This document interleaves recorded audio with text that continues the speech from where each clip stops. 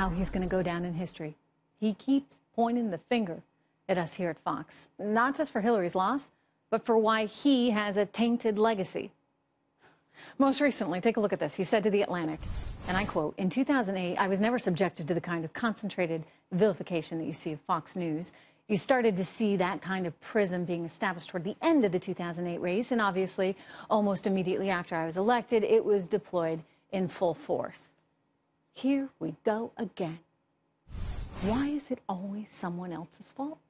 Joining me right now, Howie Kurtz, the host of Media Buzz on the Fox News channel. Howie, it's this victimization thing that they keep doing over and over and over and over again. It's not our fault that he couldn't get the economy going. It's not our fault that Hillary Clinton couldn't engage voters and thereby continue his legacy, yet he chooses to blame us.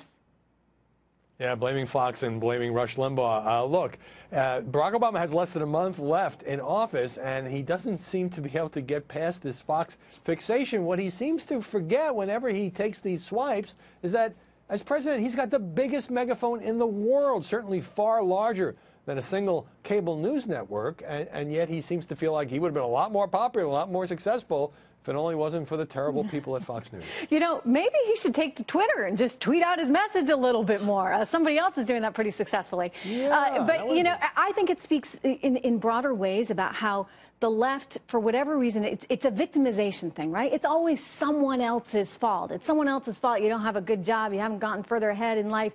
You know, nothing to do with maybe your own reality, and maybe you didn't work so hard. They want someone else to take the blame. And this is President Obama saying it's Fox News. That's the reason. If I have any taint on my legacy, that's why.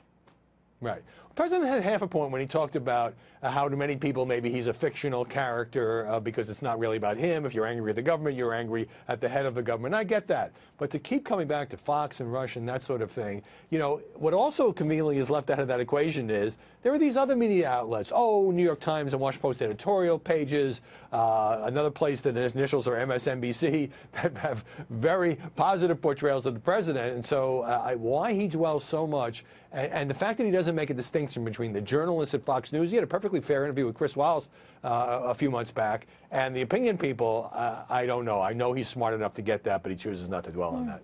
Well, I have some advice for the outgoing president. Get over it.